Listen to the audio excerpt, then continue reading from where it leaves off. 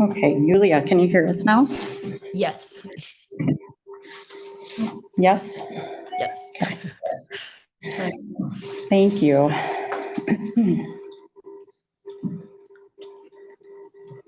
Okay, it is 6:31, November 29th, 2023, and I'm calling this meeting of the Twin Cities German Immersion School Board to order. Yulia, could you please start with the roll call? Yes. Director Albers is not present. Director Alcatut. Here. Director Eberhardt. Here. Director Hartman. Here. Director Height. Here. Director Kreutzinger. Here. Director Kwan-Dobbs. Director Reich. Here again. Director Smacker. Here. Director Tesfayesus.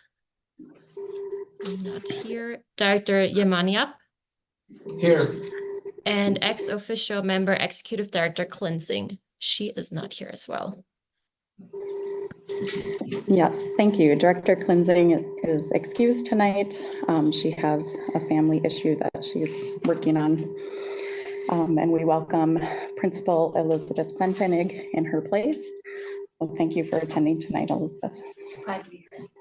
And we also welcome Kim Hackett, the Director of Operations, who will be presenting during the Director's Report as well.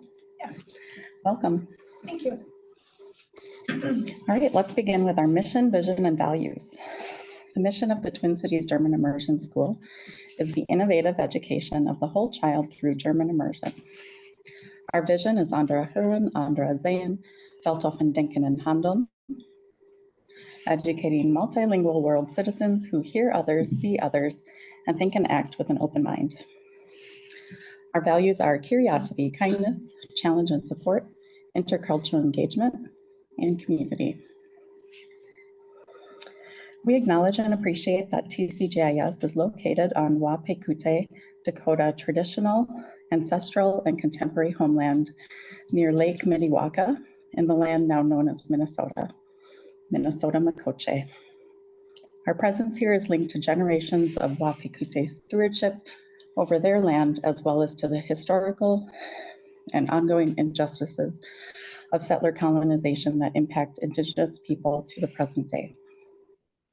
We are committed to understanding our role in this legacy and to educating ourselves and our community about Indigenous history through continued mindfulness and engagement in and outside the classroom.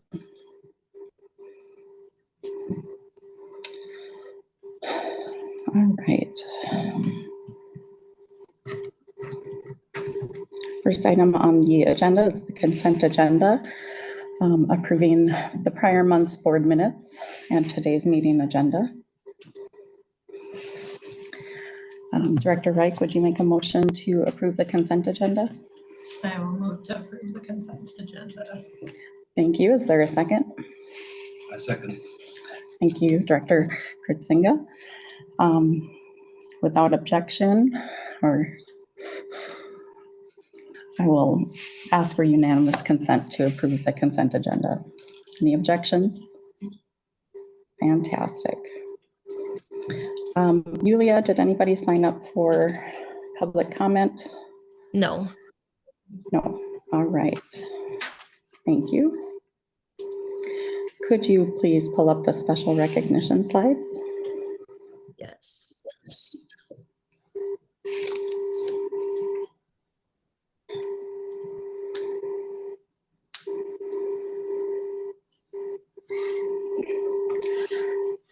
Principal Senfenig, do you think you could say a few remarks about the library club? Yeah, for sure. The library club is something that was started last year by our library aide, and we're so happy that it's continuing to this year. It was so well started that our students are able to sort of self-start it again by themselves through the guidance of I believe it's Denise Stegman that is working with them. And so the Library Club is a collection of 6th and 7th and 8th grade students. And they are tasked with keeping the library in order, thinking of things to put up on the bulletin boards, creating displays for the different heritage months. And I believe their voice is instrumental in new products and new books that are ordered as well. So thanks to Elena, Veronica, Oliver, Julian, Elias, Mina, and Isaac. Awesome.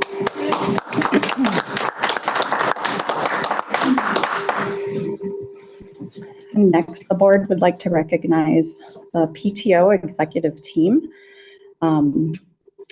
List is shown. Let's see, I can't see that.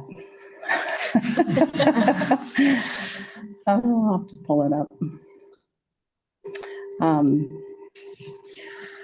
Well, you can see the list of the executive team, and they have been working amazingly hard this year, as they always do, and they put on a couple of really fun events for our community, which are key to bringing our families and students together on a weekend.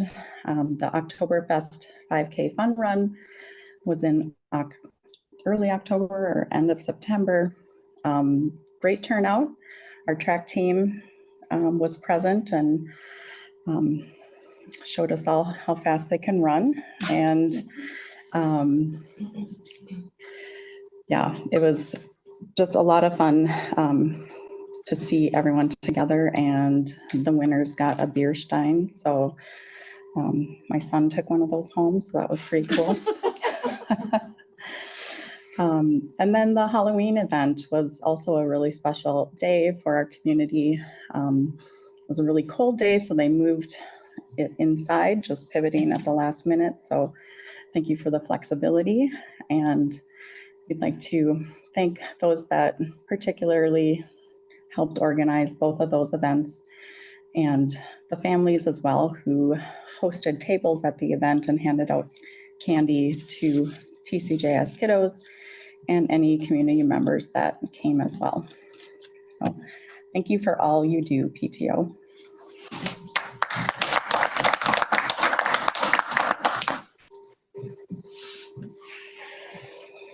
All right, here's another long list of St. Martin's Tog volunteers.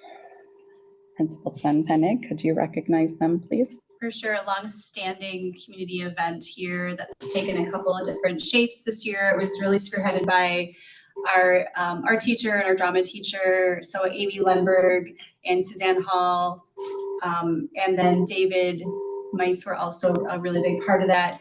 Jesse helped with some of the internal pieces. Andy Nesse got our spaces ready, and Paige was on board to direct traffic and to publicize the event. Krista Johnson is our band teacher, and so she also prepared her musicians.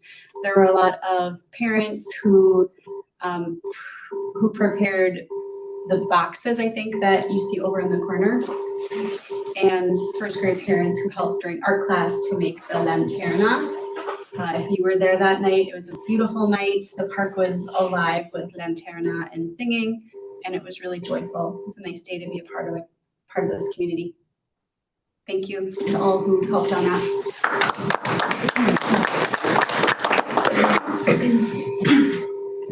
And lastly, tonight we'd like to recognize those who participated in the fall campaign, and especially the organizing team, which was headed up by Director Reich, and she would like to recognize her team.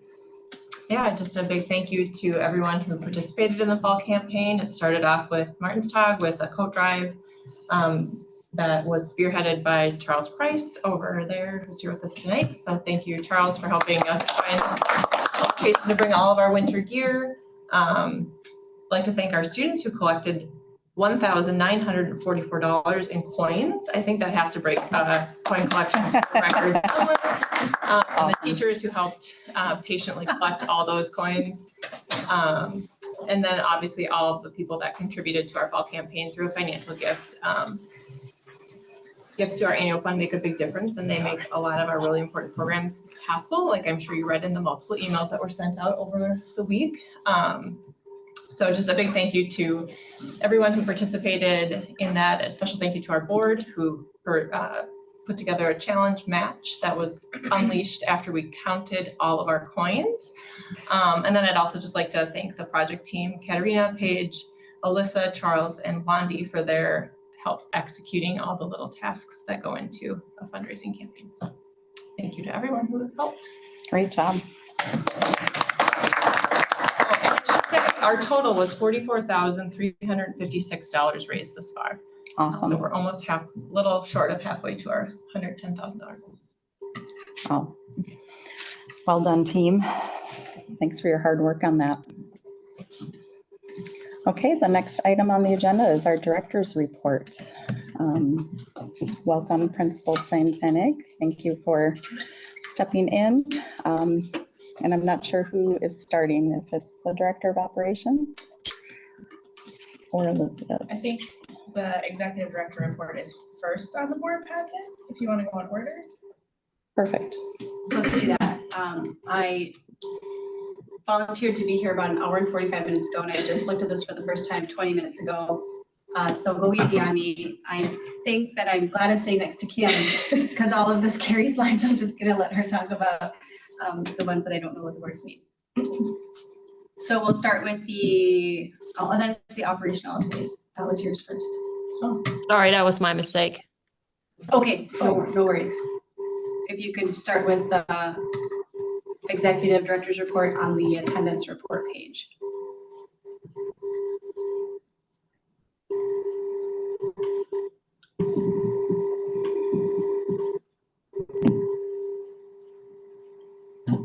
Perfect, Danke, Julia.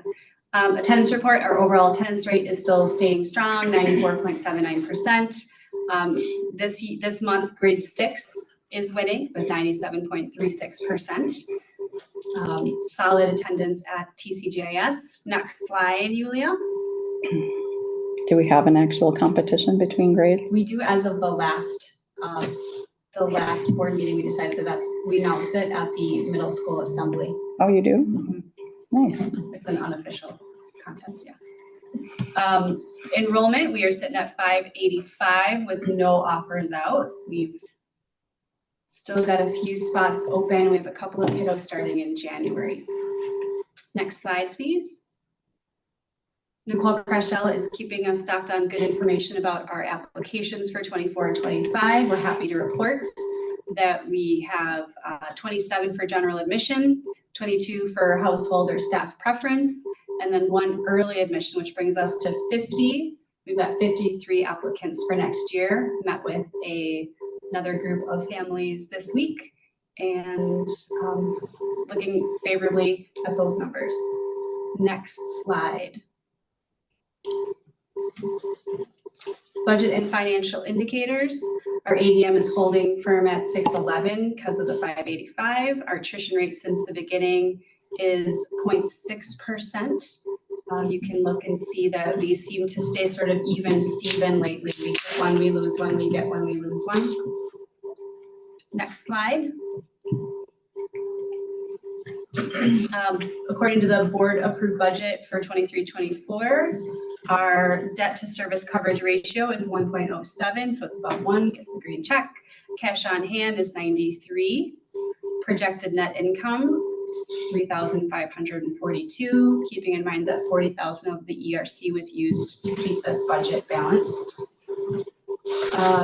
There are some current revenue projects that are in the works.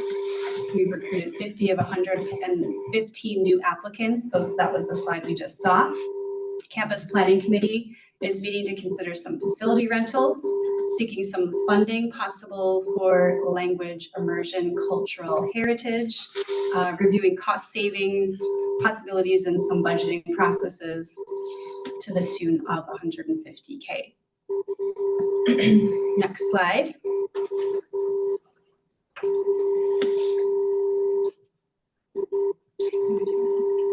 This one I would look to somebody else. It looks like this is about the visionary budget. Yeah, so there is, the next few slides is talking about kind of a strategic budgetary planning system. So there's a lot of line items here for goals that Karen, Executive Director Karen, and myself and our business manager Isabel have for making sure we're on track budgetarily. And also that we have proper processes put in place to continue that positive trend of keeping us on track with budget. So as you can see in these slides, there are some that are, we're pushing to a little bit later. There are some that are in progress. And on the current slide, you can see there's a couple that are accomplished. So we're working on it. There are some that are a little behind what is scheduled on the document here, but that has just been because other things have taken more of a priority because of things that have happened. So yeah. You're going to hear a little bit more about the purchasing process that, let's see, Julia is on slide long-term facility replacement schedule. MDE, I think it was last year, required all public schools to have a 10-year process for replacing things, roofs and things like that. We're not required to do that because of our charter school status, but what's good for a public school is good for us since we are also a public school. So developing that long-term budget is just what's reflected here. And we want to point out that when it says CSED, that's actually Karen. This was filled out before she signed, and so that stands for Charter Source ED. And then this is Kelly Gutierrez. And so those are two names that are working on just getting some future strategic planning ready for our school as we start to plan for next year's budget. Julia, the next slide, this purchasing process is one of the reasons Kim is here. So she's been working really hard on developing a purchasing process with different, let's see, what was I saying? With two people approving each purchase so that we can then build the budget based on, from year to year, what are we spending on clay? What are we spending on construction paper? Those are things that we don't know right now. And so just building that knowledge so we can plan budgets better. Okay. This was the 22-23 milestone project progress update. Karen did do an executive summary where she looked at things really broadly, and I just read this for the first time, and the first line caught me off guard. TCGIS experienced major staff and leadership changes mid-year. Yeah, it did. But despite those, she thinks that we did a great job of maintaining progress on our strategic milestones. And it's nice to have somebody from that outside who wasn't here to experience all of that, just kind of say, oh, well, at the end, these things did get done. So out of the 36 milestones spread among the 4 different strategic areas outlined by the board, 72% or 26 of the milestones were achieved. 10 of the milestones were not initiated, and half of those were financial, and were just pushed into the next year. I believe that the urgent financial matters that happened in the middle of the year took priority, as Kim was saying, and other things needed to be tended to. In the teaching and learning, the biggest focus was grades 3 through 5. We've long heard that the curriculum in the 3rd and 4th grade is a weak spot. And so we've spent a year or two pushing that pretty heavily and creating the bridge and making that stable. Also pushing co-teaching in. So there's a lot of special education infused in some of those innovative teaching and learning milestones. Most of them were either in progress or complete. The only one not initiated is to create a German immersion environment in the school. And I think that goes back to the campus planning. I think that we need to work together with that organization. Next slide, Julia. For school culture and engagement, most of the milestones were around the alumni. And I went to the alumni picnic this year, and it was really joyful. It was a beautiful day. Silke did a great job, and it was nice to hear a lot of stories about what things were like before and what kids were doing now. So that was really cool. goal not met is enrollment applications, and hopefully we're on track to meet that goal for the next year. For diversity and belonging, those milestones included the inaugural Festival of Cultures, saw a growth of the Infinity groups, commitments to recruiting BIPOC students and BIPOC staff from different communities, takes up the diversity and belonging milestones. There was only one that was not initiated, and that was the holidays and traditions, which should be represented. We do have some of those in place. It's not like we're operating blind, but developing a larger guideline will move to the next school year. Next, please.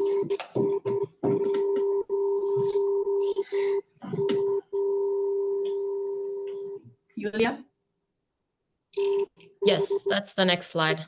There's two for that one. Okay, yeah, you can go ahead to the next one. Thank you.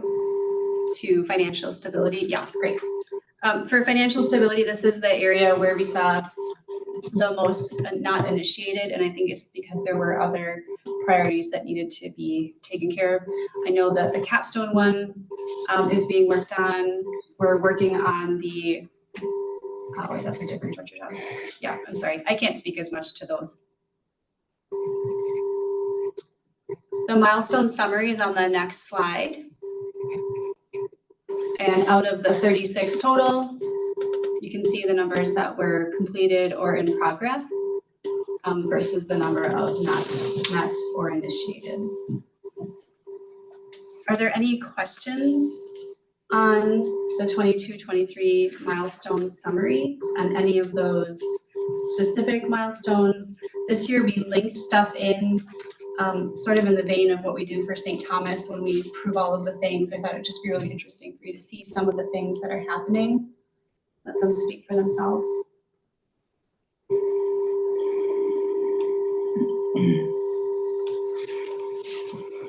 Do you have any comments on the retention of BIPOC students? That we didn't meet that goal of increasing retention. So it went down 3% retention. Is there any insight into that?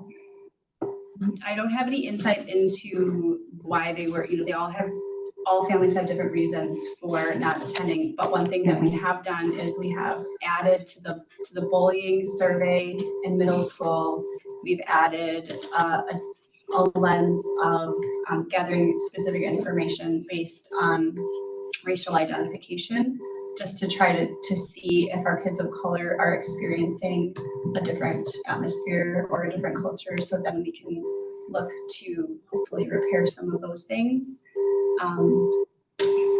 Otherwise, I don't have any other information about that. On that same survey, are you asking if kids identify as a member of the LGBTQ plus community? That is on a different survey. Okay. It's not that one. Yeah, that's on a different one.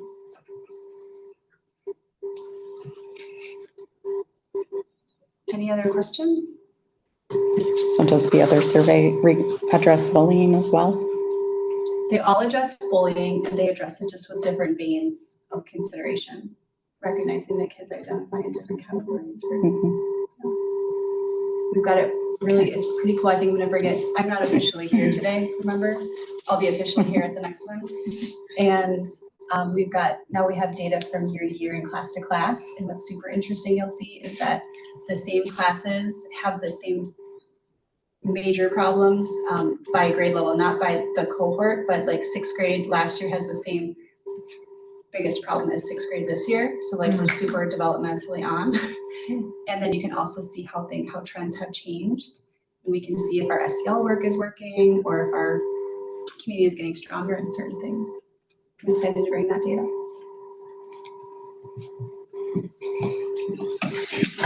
Should we keep moving?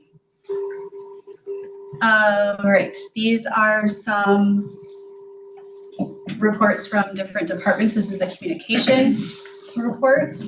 And I did not have a chance to read this. So the biggest things that communication is working on right now is connecting our Kinderstube prospects to TCGIS. We worked with Emily Ruggles Johnson. We know that they have 43 students that could potentially be coming here next year. So we see that as a huge opportunity. You just asked me about this today, actually, what was new. Oh no, it was Esther Noy. Yeah, sorry, working together with Kinderstube.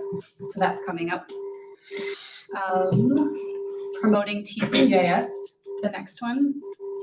Still working with Bluebell to do Can the I digital. interrupt you a little bit? Sorry. Yeah, We know out of those 28 that will graduate and move to kindergarten, are those in that 50 number that registered for kindergarten next year already? Or just curious, like if we already have them or not? Right? they could be. Registrations aren't due until February, so Okay. there's still plenty of time. Okay. So some of them might be in there if they've toured and they've made the commitment, but Okay. it's a good question, right? Yeah. Yeah. I do know that something is planned for after the winter break to connect schools. I just don't know what the event is. Does anyone else? The Kinderstube event? I think it's a private, like a specific event focused on just Kinderstube families where they can come and tour and experience. Yeah, and I think they're gonna do some kindergarten activities. Yeah, Yeah, that sounds familiar. flavor. Okay, similar to what Central does for our 8th graders. Still working with Bluebell to create the digital ads. Bookmarks were given out at the trick or treat event. Bookmarks also handed out at the GAI. Looks like there were some email ads that were sent out, and the Midtown Global Market event, which you can click on and read about, was a super success. And lots of prospective students and families getting more information out there about our school. Never surprises me how many people say, I didn't know there was a German immersion school. So that's our goal, is to make sure everybody knows there's a German immersion school. You can click on that video if you watch that. Community events coming up. There's a Kaffee Klatsch next week, next Friday, for our volunteers and hosting families following the Spenwoche and the Capitol Drive. And then the DSD1 ceremony is taking place next Monday. It's going to be a huge event. Last year, I think we had 50 people. Now we have almost 250 people expected. And we're thinking it might be due in part to the fact that the council from Chicago, here Michael Ahrens, will be honoring us with his presence there. That position has never attended before. And so it's pretty special. I'm excited for that. Okay, this is just a shortened version. Stuff that's going on. K-8 school PLCs are heavy into their data cycles. They're doing pre-tests so that they can gather more data to drive their work towards our world's best workforce goals. We had a great PD day last week where our teachers learned about the implications of the new laws around the non-exclusionary discipline. We brought in a lawyer, Christian Schaefer, who works with us with our special education cases, and he did a great session on all kinds of things that teachers should not do, just trying to keep our teachers safe. We also had a great session on neurodiversity. We sent our ZFA teacher, Katrin Gilhoff, to ACTFL, American Council of the Teachers of Foreign Languages in Chicago, and some of our science teachers to MINSTA, Minnesota Science Teachers Association, had a big conference in Rochester. So teachers are going out, learning stuff, bringing it back and sharing it with a lot of us. Kat Sweeney is doing a workshop, December 13th, I think is the date, where she's going to be filling in the other science teachers in the building about what it means to teach with next gen science standards. And she's going to share her knowledge that she learned there. Things that are happening in the elementary school. First grade has had a lot of specialized SEL lessons to work on keeping hands to self and safe bodies, as we have seen that need arise. 3 and 4, or 3rd and 4th grade started their math groups again. They did this last year as well. The teachers collaborate to offer skill-based groupings. So instead of grouping them by level or ability, they group them by this this group needs work on multiplication, this group needs work on story problems.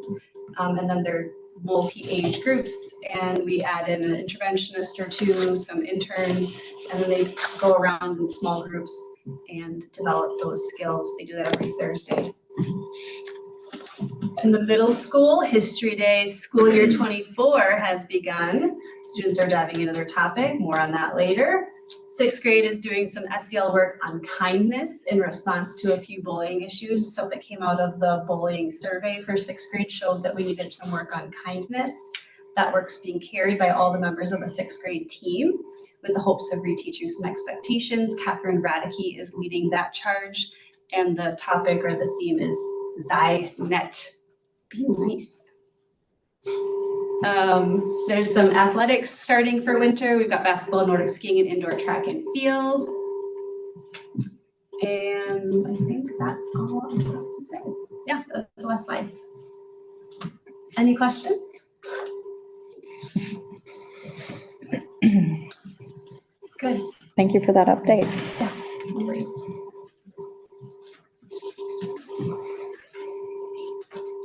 All right, next we'll hear from Kim Hackett, Director of Operations.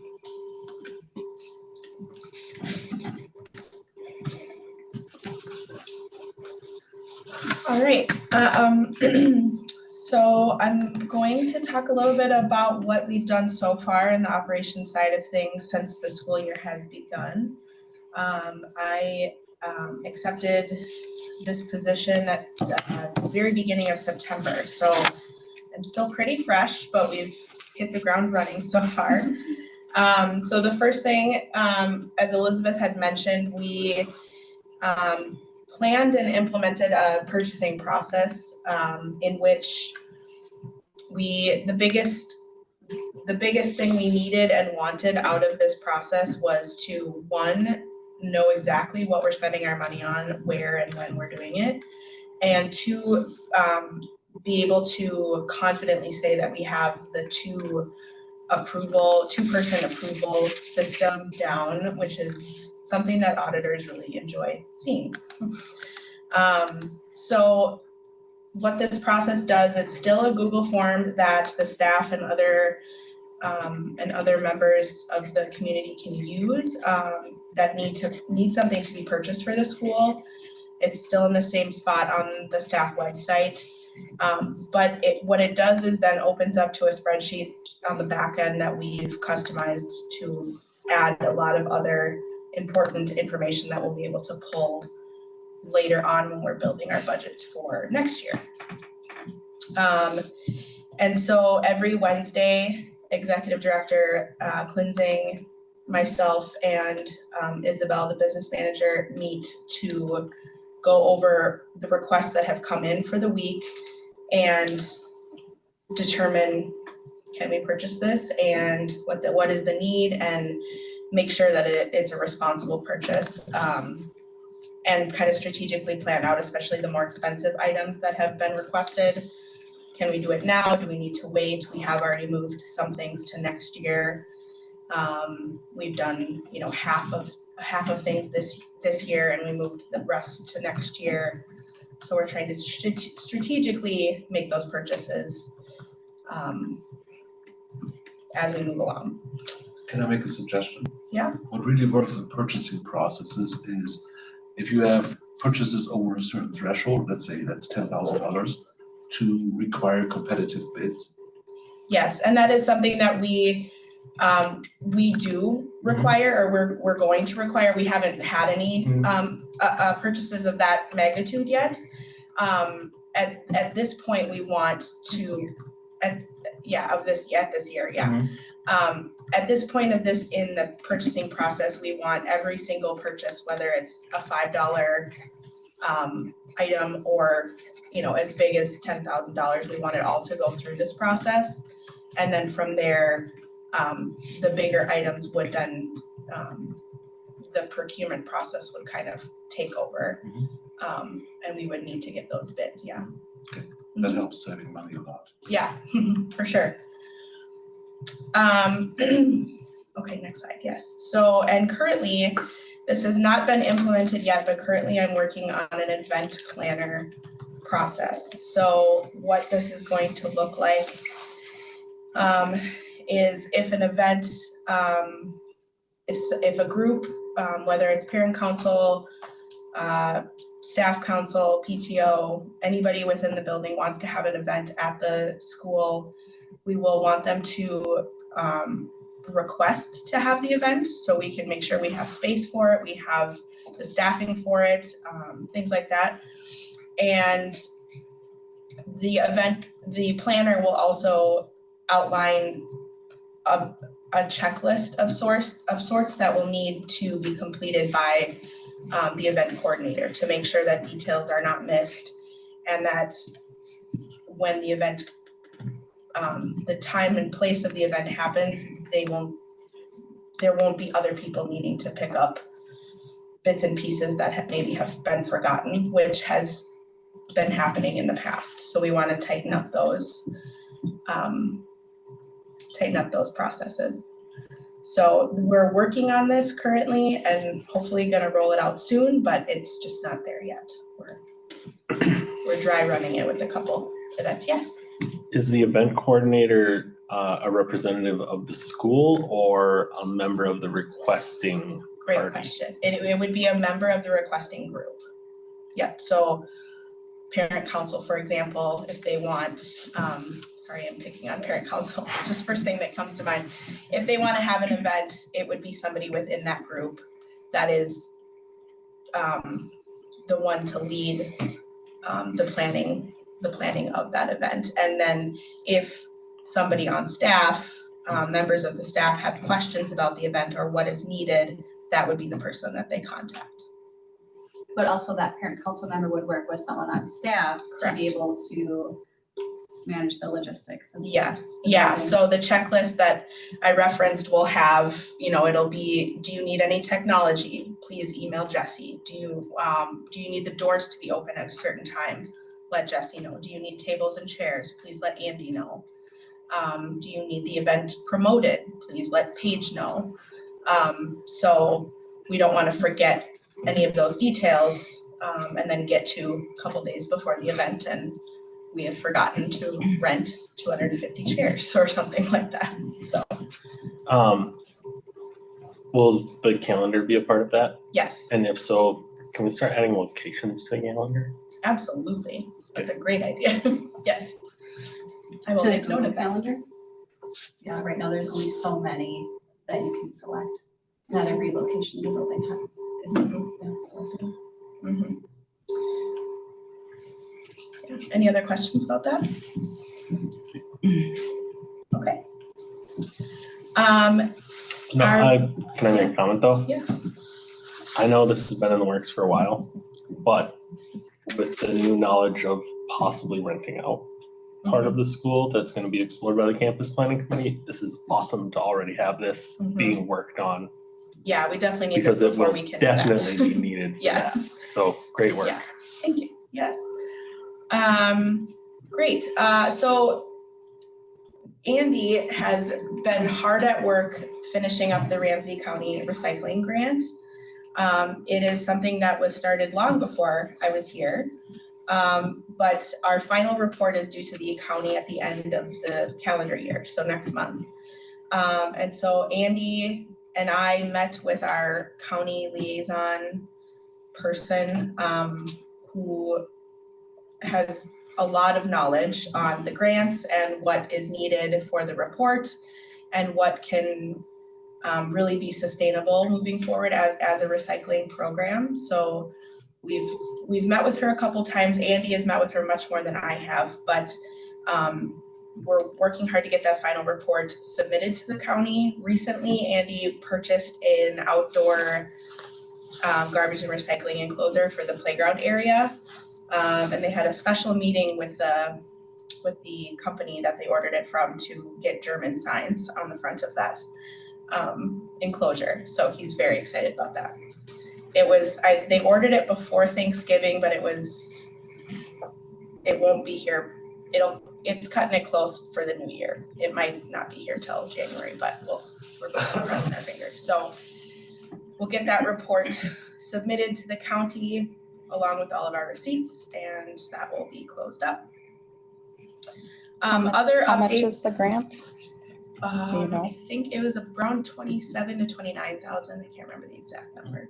Can we reapply year after year, or is it just a one-time? Great question. I'm not sure. That's a great question. I think it's one time because it's setting up systems that should Yeah. be in place now. Yeah, and part of the report is we need to talk about how we're going to sustain this moving forward. Okay. Yeah. Got it. Yeah, it was 29, 20, 27, 29, somewhere in there. And Most of we've the used, things that it paid for are really durable and will have for a long time. yeah. So it bought the enclosure, it purchased all of the new recycling and garbage bins in all the classrooms and hallways. And The sorting line in The- the cafeteria. yep, that one too, and some posters that will be hung up around the building, talking about the importance of recycling and things like that. The cool part of the grant is that it really brings in the kids and the teachers and the whole community, and it fits in with our sustainability and a lot of our mission. We've got kids working on posters and videos and things like that. Yeah, and one of the things that has come out of this grant is the green team. So they're currently meeting and working on an educational video that will, I think, be put on our website. There is both a teacher version and a student version of the green team. Yes. Yeah.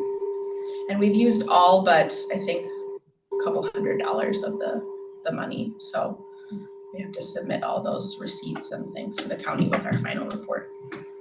So, yeah. Okay. Just a few other little details of things that we've been doing. I've been meeting with each member of the operational team regularly to have check-ins and provide support for any hotspots that are happening in their respective departments. The operations team as a whole is holding bi-weekly meetings to review the calendar of events and provide any departmental updates. Those meetings have been really valuable for me to learn, but also for all of us to just get together and make sure that everyone's on the same page with some things. We get a lot accomplished in those meetings. And currently without the event process, it's been kind of our catch-all to make sure that, you know, we see an event on the calendar and we talk about what's needed and who we need to reach out to if we need to get things done before that event happens. Front office is adjusting well to their new schedule following Yulia's move. We do have our first campus planning committee next week on December 6th, so I'm excited to get that started. I'm co-chairing that committee with Karen. Recently, I ran background checks for all employees. We discovered that we had only background checks for non-licensed employees, and then the licensed employees, the background check that the state does for their license was what we were holding as our background check, which we decided we didn't want to continue that practice. We just want to have everything on file here. So we recently updated all of that. And then Karen and I are working on a new performance evaluation system for operations team based on job descriptions. In addition to a goals-based evaluation, it will have milestones and key indicators of performance on those evaluations as well. And that is all. Any questions?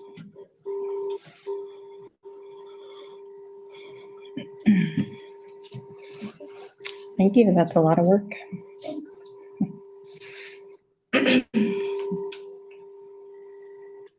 All right, we are running ahead of schedule. It's 7:15 and we can take our recess. We will recess until 7:30.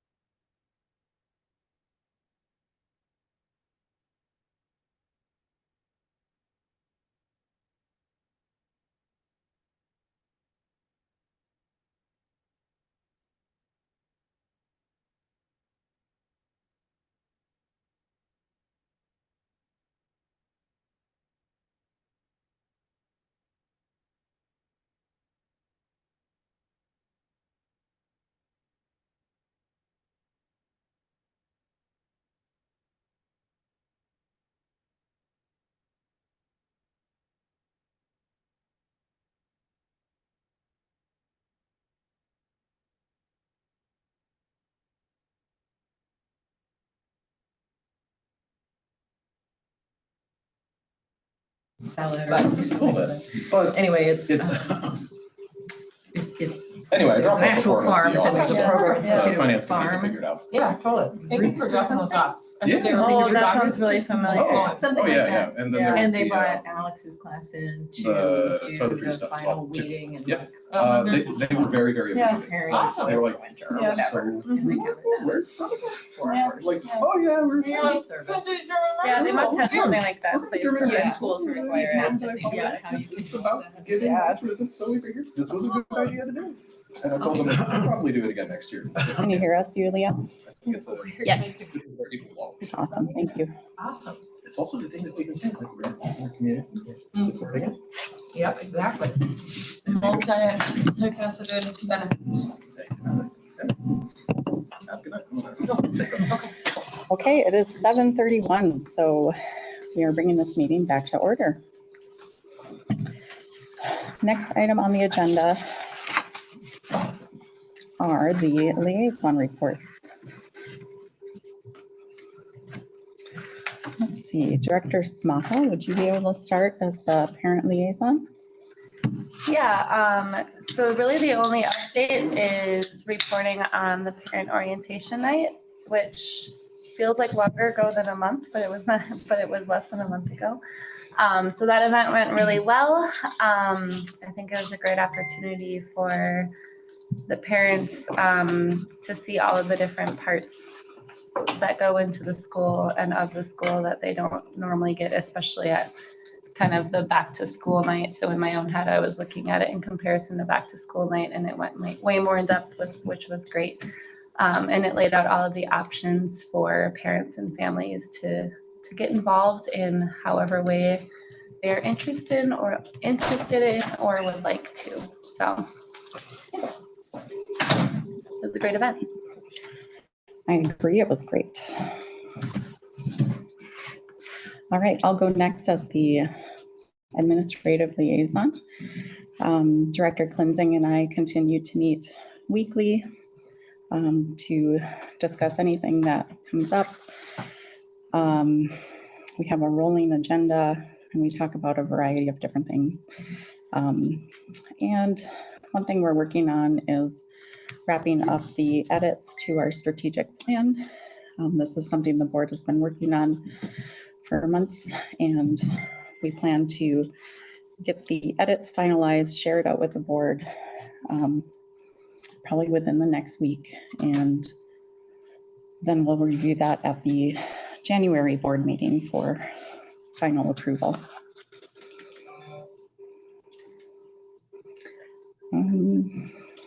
Are there any questions regarding administrative liaison? One thing we will need to do is set up some official SMART goals for Director Cleansing. You recall that we approved the priorities for her to work on back in the summer. So I think we can base it off that, revisit it, and turn it into more of a SMART-based system so that we can rank her against those achievements. So stay tuned for that. We'll work on that in January as well. All right, Director Hyde. Staff liaison. All right, the staff council had their first meeting like a week before Thanksgiving. I attended that. Talked about their new staff council reps. They added a few this year. So it should be pretty substantial, especially compared to last year. I think there's 5 or 6 members and myself. And then they talked about the staff council survey and just timing on when that's going out and everything. And the next meeting will be tomorrow. So, but I will be attending that as well. Do you know when the survey is going out? No. Okay, I was wondering if maybe we could collaborate with them because we've been well, we did the pulse survey earlier this year, Mhm. and we were hoping to do another pulse survey.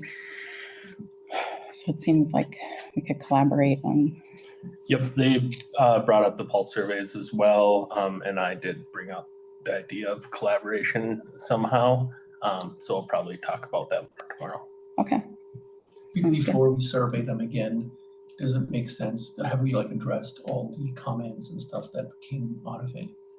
So that it doesn't seem like we're just surveying and you know, no action being taken. Mhm, As someone who deals with that at work, it can get pretty frustrating, right? So mhm. we have already. I feel like we have. Okay. You know, the administration looked at all those comments and Okay. Yeah, I think Yeah. most of the comments I'd were have to- referencing the prior year anyways. Okay. it's true. I don't think there's a lot of takeaway comments with like actual actionable. Okay. things, It's just, but it's good to make sure that those that took the survey and provided feedback feel like they were heard and their feedback was recognized. Even if something doesn't change for whatever reason, right? At least that acknowledgement, I think, helps, and that it helps the survey process remain healthy. Otherwise, some people get jaded and say, well, Mhm. yeah, you're overserved, you know, no one cares anyway. So then, yeah. and one of the reasons that the pulse survey came up at the staff council meeting was concern about over surveying. Okay. So I think that would make sense to collaborate. Yeah. That whole survey was really instrumental in helping inform the decision to make an offer to Director Cleansing. So that's a big tangible item that came out of that. But I'll revisit the comments just to see if there's anything that might have been missed. And then I have a question for the staff from the board. I wonder if the staff would, if you know, they would appreciate information describing how results of similar surveys are elsewhere. Just so that, you know, it doesn't become kind of like a TCGIS echo chamber, and then the staff, you know, kind of repeat what prior staff have said. Do you have an idea how we would get access to that? So, Like, and I am just thinking. So, for example, if there is information describing national teacher sentiment, I don't, or Minnesota teacher sentiment, and there may not be an answer to all of the questions, but some of the questions. And then, yeah. mhm. Yeah, it's something we can look into. Yeah, and you know, definitely. And if somebody needs to put in time, I think I can try to as well. Mhm. Yeah, well, Awesome. if we were to collaborate, we'd probably need board members to be a part of that. So you could, Yeah, just to find this information, if it's out there, or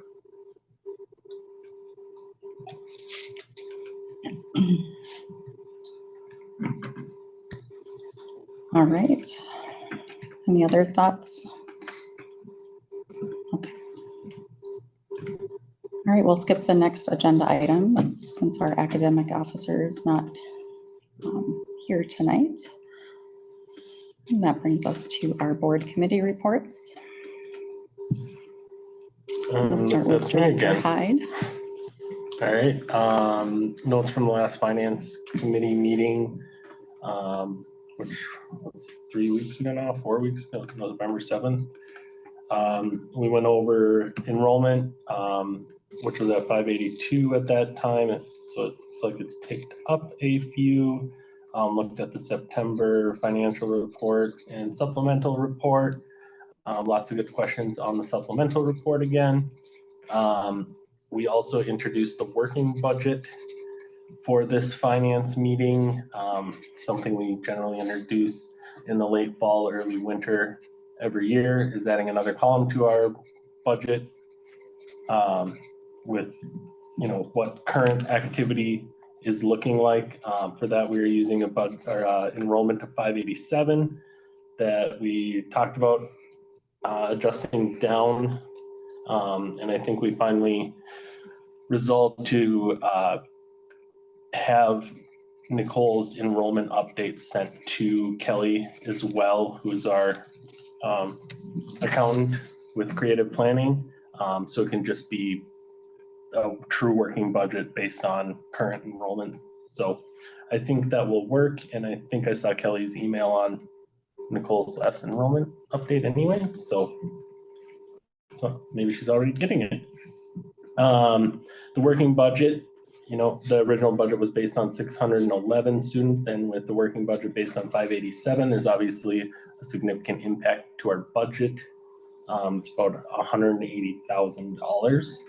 And as you heard from the executive director's report, they are working on remedies to that in regards to recruitment and retention of students, as well as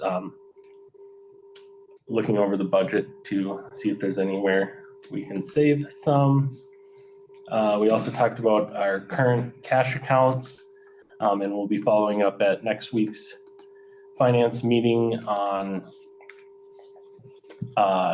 if it's possible to change our account types or location of accounts in order to take advantage of the higher interest rates that are currently available for some types of accounts.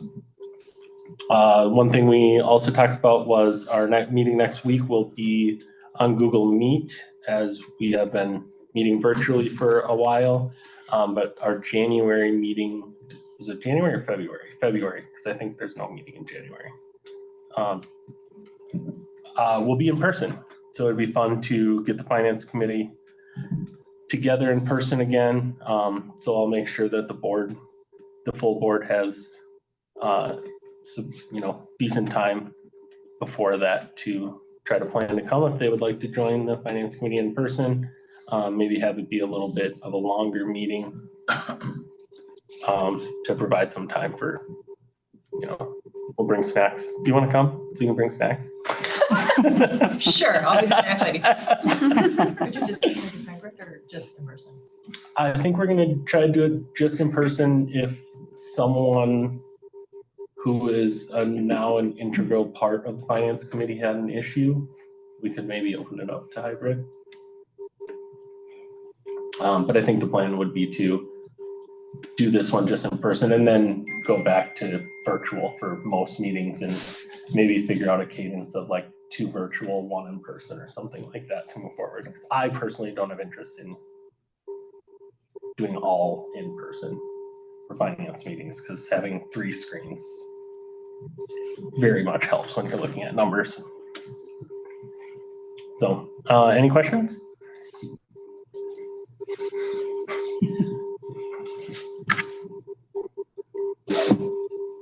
It's probably important to note that we looked at the interest-bearing cash opportunities, that there are certain restrictions for schools or for our school also. You cannot put all the money into like interest-bearing or like, you know, potentially like risky investment opportunities. So we need to weigh and see where we can put things, and that's something we're going to discuss next week, I guess.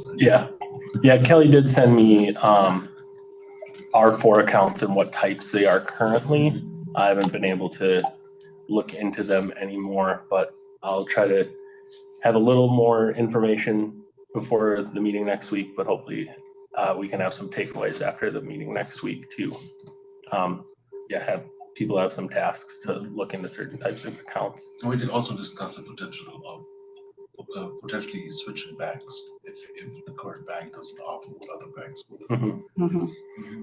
Yeah, I was out of town last week and Kelly's out of town this week, so we haven't been able to touch base on it, but we were gonna talk about what some of her other schools have done, because she does have one or two that have done something to try to take advantage.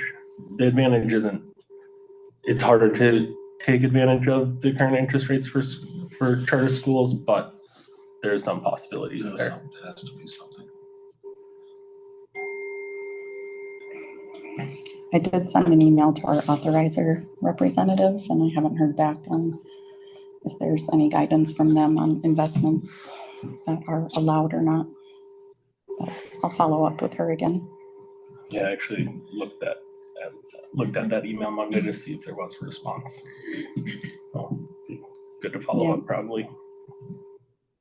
For sure. All right, thanks, Director Hyde. And a quick question. Oh, sure. You may have said this already, Director Hyde. What are we doing about the shortfall? How do we address it this year for next year there? So for this year, the recruitment, well, it's focused, for the most part on next year. They're also focusing on recruiting for this year as well. Oh, if there's any, people that will be in first grade next year that seem interested, trying to get them to see if they want to come now. And that's where we're also looking at ways to cut expenses if needed. We also did receive one payment of the ERC money that will help some to balance the budget. But we don't want to use that if we don't need to. So still wanting to act like we need to cover the entire thing until we can.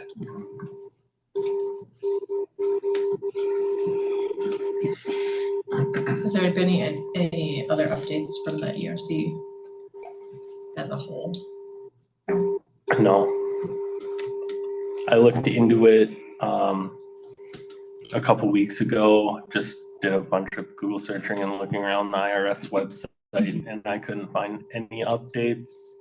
I also couldn't find anything that payments were being frozen to already approved ERC candidates, that the freeze is for unreviewed and unsubmitted applications. So hopefully, anybody You saw approved that still there was gets. The Well, freeze is and on unapproved? Yeah, I think maybe somebody saw that they were putting a freeze on new applications and reviewing unreviewed applications.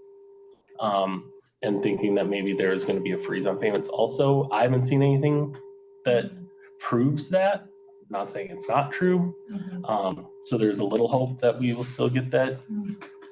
Maybe it will be slower. But I think the freeze was originally in place through like February. So maybe we'll find out more as it gets closer to that. Got it. I wanted to mention though that we did get the second payment. Right, that was confirmed. Yeah. It was in August. Yeah, August. So that was before the freeze announcements and stuff though. So we haven't got the payment since. But they didn't say when either.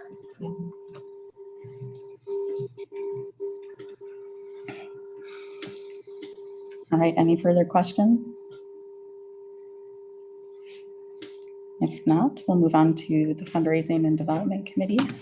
Director Wright.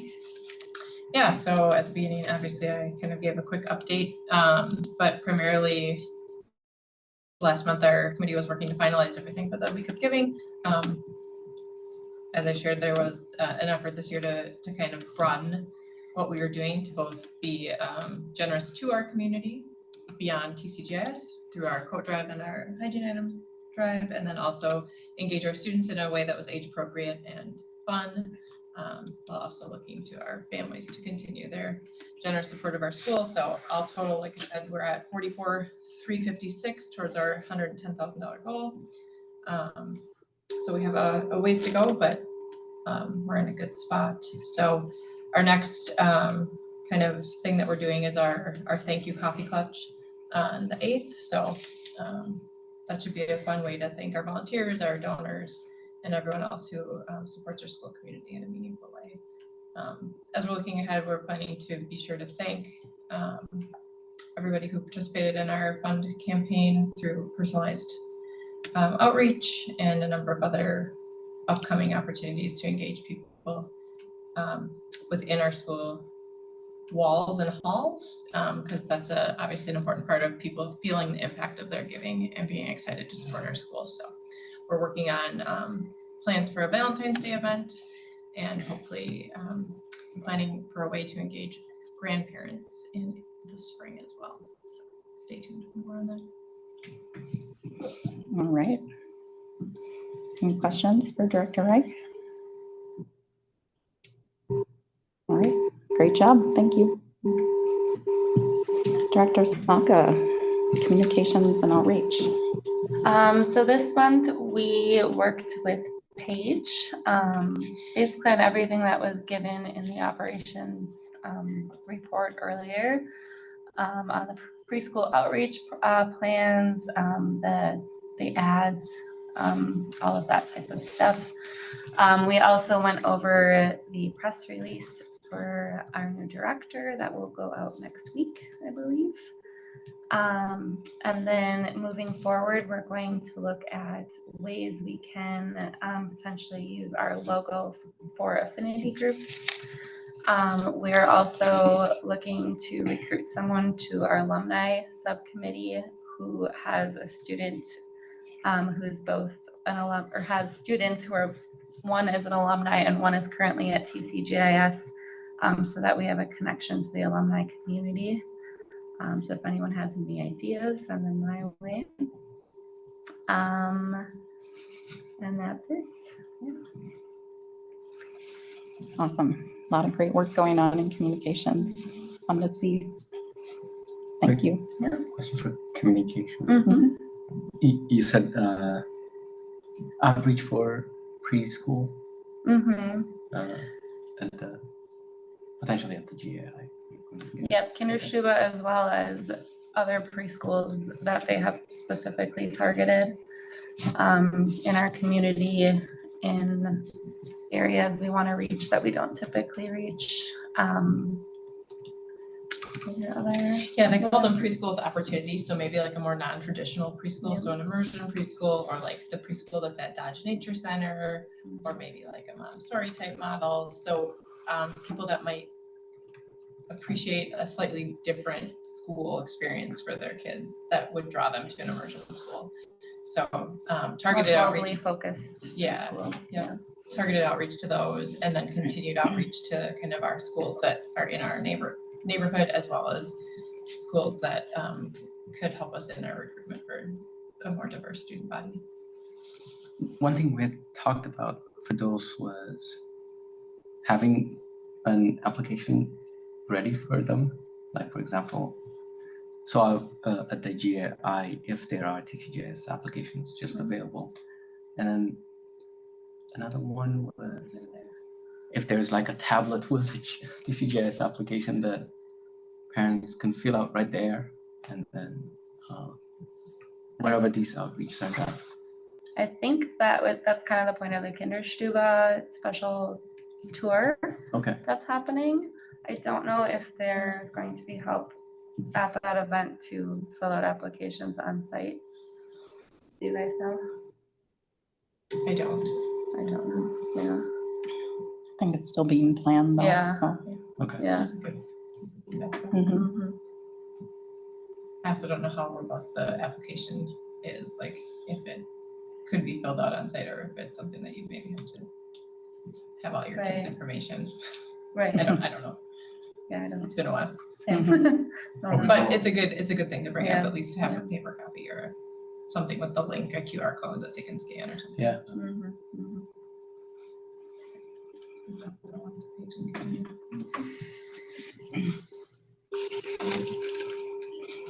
All right. Anything else? If not, we'll move on to diversity and belonging. Director Eberhard. It's been busy in the Diversity and Belonging Committee. At the last meeting, I think 3 weeks ago, we talked about three things mainly that are going on right now. The first one is the gender inclusion policy that made it from a task force to the committee. We looked at it there, got some feedback. The task force is meeting again next week to complete those, like at those the feedback that we got. And I think then our plan is to deliver it to the governance committee, hopefully at the beginning of next year, so they can take a look at it and the board is able to approve it sometime in the second semester. Do you need more members for that task force? Yes, especially people who have governance experience. Last time it was myself and Dean of Students, Catherine Radicke. And I think she had been part of the governance committee, so that was very valuable. But if anybody else has time also at home and wants to give some feedback on that, you're welcome to come. It's on Tuesday next week from 4 to 5.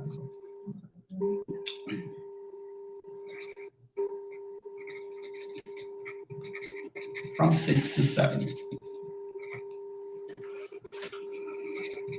All right. The second thing that we had was a proposal from a parent to host an anti-racism group at the school, kind of taking the energy from last year's solidarity event and have parents, community members learn together about anti-racism. We discussed that in the committee.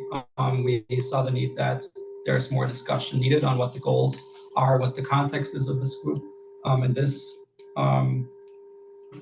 group to discuss this further will meet on Tuesday in a couple of weeks on the 12th. So if anybody has interest in forming that, you're also welcome to join. And the third thing is our big event again this year, the Festival of Cultures, which will take place on February 8th, a Thursday in February. Some updates regarding that are that we have 15 cultures signed up so far to have booths or tables at the event. Most of the ones that we had last year are coming back, which is a very good sign. And we added some new cultures, new families who are volunteering, which is great to see. And 3 performers from last year also said that they would come back because they liked it so much. The whole atmosphere was so welcoming.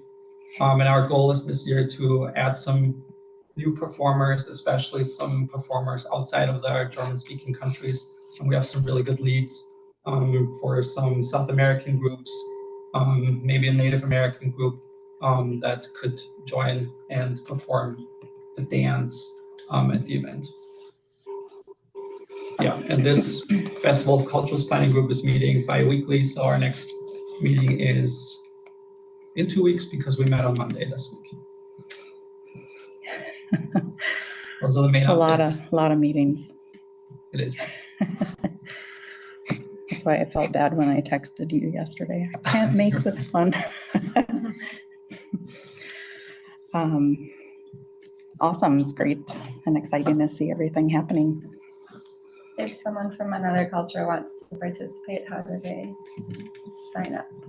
Thank you for that question. So our little bit has been in the Rundbrief for the last few weeks. I updated it for this week to have some of the cultures that have already signed up in there. We're still accepting, of course, volunteers. So if you still want to join, you can do so. There's a Google form attached in this week's Rundbrief again.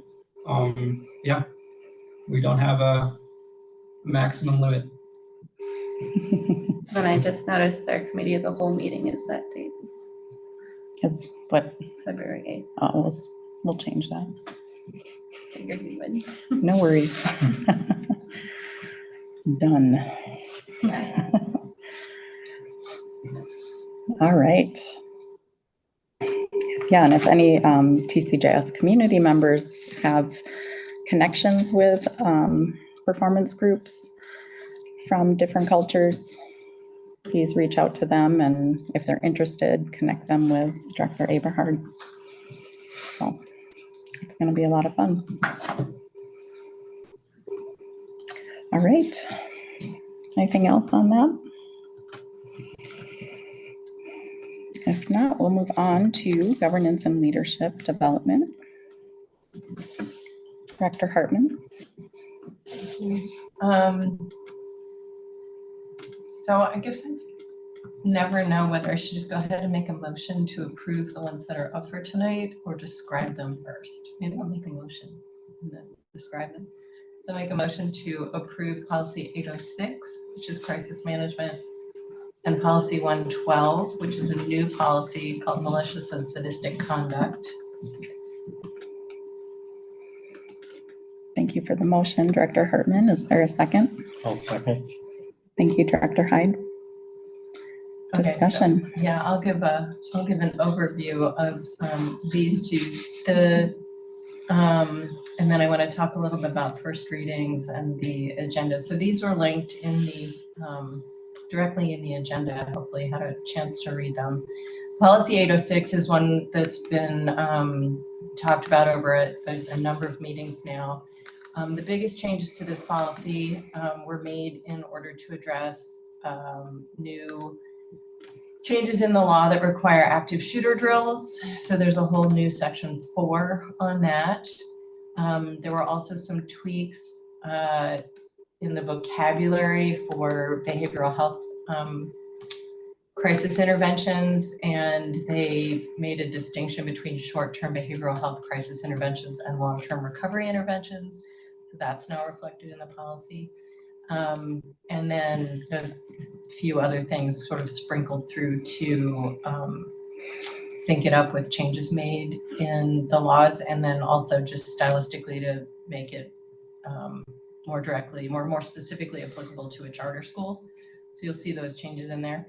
And then at the end of the policy, we added something that I think has been discussed over a couple of reviews of this policy, but a requirement that there will be a crisis management plan developed for train derailments. So this will be drafted by administration and then provided to the board for approval.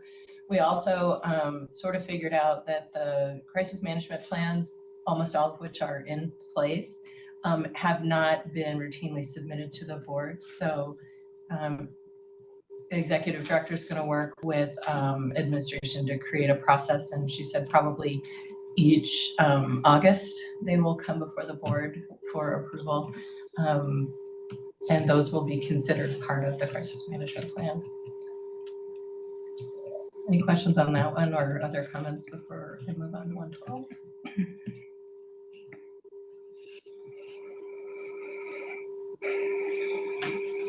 Do you know if, regarding the active shooter drill, do you know if they need to call it an active shooter drill when they announce it? That's a good question. In terms of vocabulary, I don't know. There are procedures that need to be followed in terms of how it gets scheduled and communicated to students and families, and there are different requirements for active shooter drills and active shooter simulations, which the administration will have to work through as part of the procedure. I think on the latter, we probably wouldn't have those because we have elementary school kids.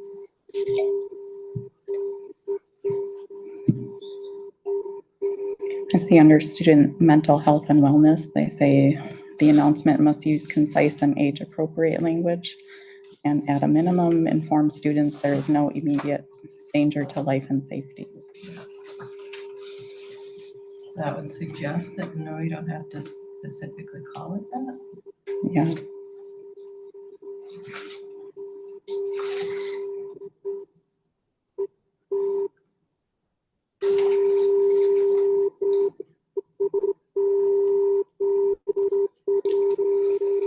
It says here, active shooter drill conducted according to a list of statute with students in early childhood through grade 12, and it says accessible, and then it says developmentally appropriate and age appropriate, including using appropriate safety language. It doesn't say you have to call it that. And culturally aware.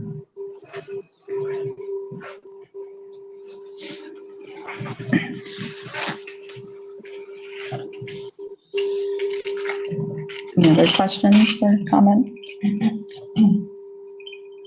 I have kind of like is there a way to identify what qualifies as a crisis? You mean generally or? To So the, because now maybe there- this isn't your question, but the policy generally is the sort of overarching structure for the school to develop crisis management plans.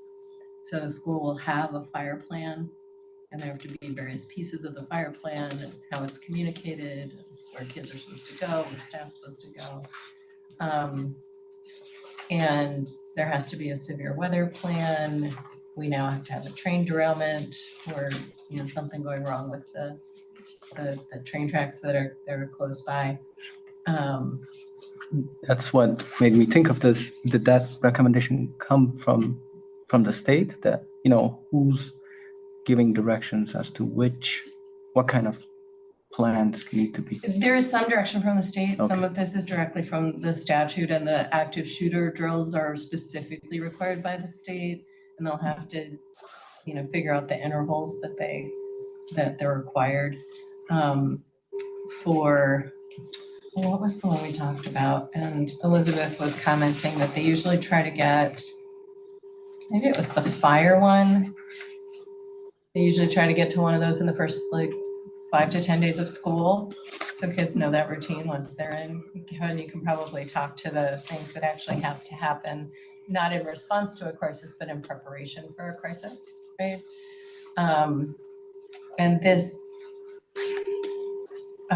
if you look at section 5, there is, so let me back up. So MDE actually has, I think this may be its only one sample or template plan that they were required to develop for schools, is this crisis management plan, crisis management policy. And so I think it's from 2011, so it's not super new. But a lot of this language comes directly from that MDE plan and also from the MSBA version of that plan, which also, again, tracks the MDE plan pretty closely. I attached in the agenda a red line of this draft to the one that we have currently in place, which I think is from 2017. And so we had to add the active shooter stuff. We chose to add the train derailment stuff. And then in section 5, this is really taken specifically from the MDE version.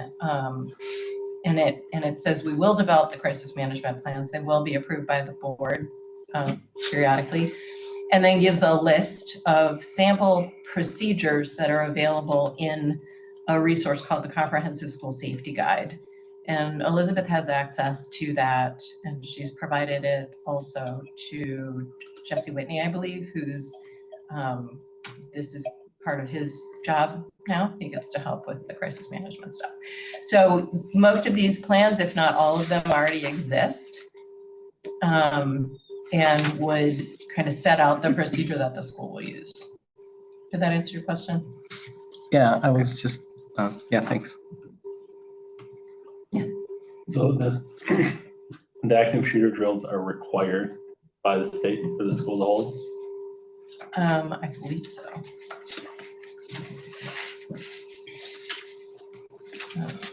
Not the simulations, but the drills.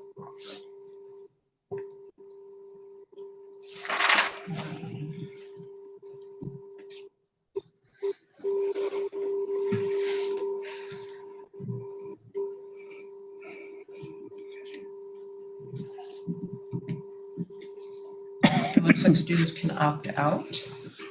Yep. But you're right, I guess there's nothing here that says you must.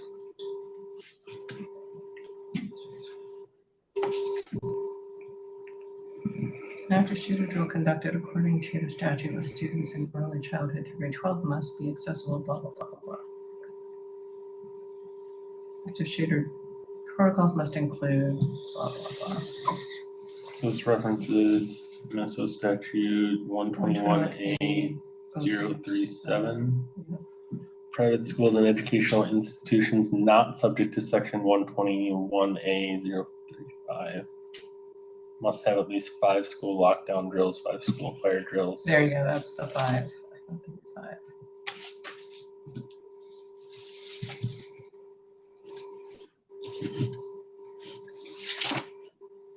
Yeah, so they call them 5 school lockdown drills. I'm guessing that's same as active shooter? I don't know, that's a great question. Does it define it in that statute? Where are you? Are you in the law? Mm-hmm. I'm not in the update. Did you go up to the top? That's what they're called internally. 2023 Minnesota statute. Hard and right? soft lockdown drills. And the difference between the hard and soft is if the threat is inside the school versus outside the school, right? Yep. Which one is which? Soft lockdown is outside of the school. Okay. Hard lockdown is inside of the school. Yeah. So it makes sense that that is the active shooter drill. Mm-hmm. I was thinking this was new, maybe it was just not in our policy. Our policy's out of date, which given, what, but no, that didn't pass since 2017.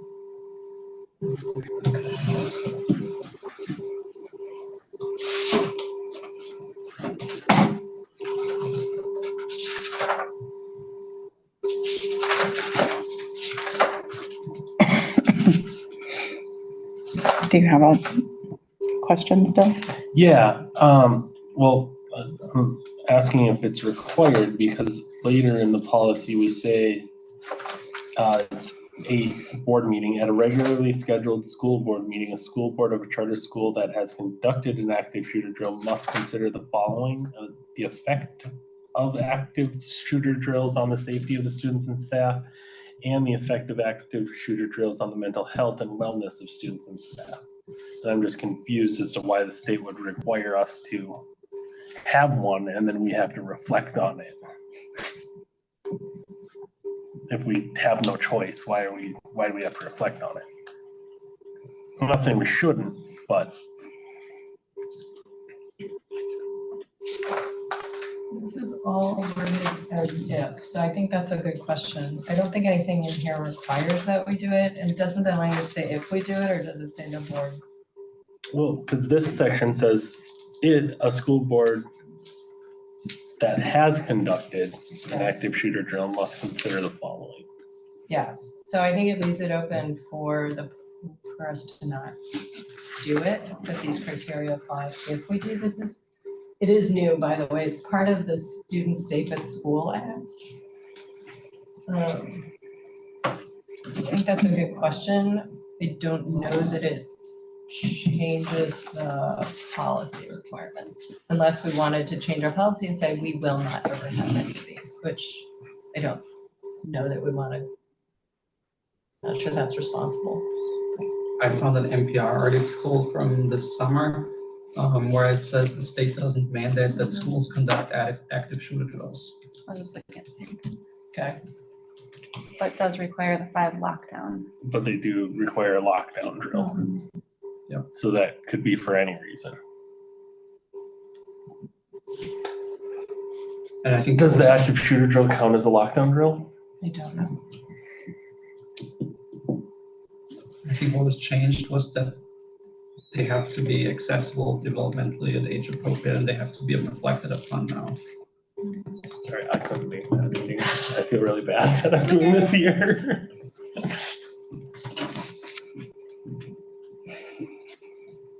I don't think it necessarily needs to change our policy currently, but I think we need to take note that we should have at a public board meeting, reflect on it after it's happened and decide if we need to keep it in this policy. It happens, yeah. Well, I need to understand the difference between an active shooter drill and a lockdown. But isn't this policy just saying what the guidelines are if we would choose to do that? And It's not saying we have to. based on what we just read, it's not saying we have to, it's just these are the guidelines if the school deems it necessary to hold one, right? That's how I'm reading this. But, and that specifically says active shooter drill, right? Right, So they require lockdown drills, Mhm. but not necessarily active shooter drills. as we understand it. Yeah. Yeah, so, but So I think from my experience, the difference is in a lockdown drill, you just simulate being stuck in your classroom, making sure all the doors are locked, making sure you sweep the hallways, et cetera, whereas an active shooter drill, I think, is more like you simulate it happening, that's a Well, simulation. yeah. That's different. which And they do call I've out the never difference done between myself, the two. but Well, it'd probably be the difference of announcing, like, this is a hard lockdown drill versus like, this is an active shooter drill. Or yeah, I something think like you would that. announce, You'd announce it differently than, but which maybe that's the only difference, but I think you would actually have like a pretend person. that's a simulation. Yeah. In 4.1.2, there's a definition of that. Yep. Um, So does this policy as it's written right now require the school to have an active shooter drill? I don't Or is think it so. just lay out how it would happen if the administration decided to have one happen? The latter. Then I think we can pass it the way it is. We just need to take that into consideration when administration is deciding if they should have one or not. Make sense? Mhm.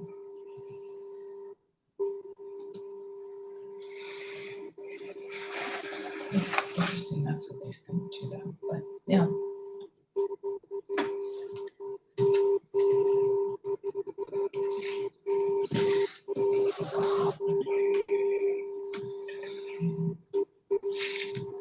Okay, any other discussion on this policy? You had a second policy, right? Yep.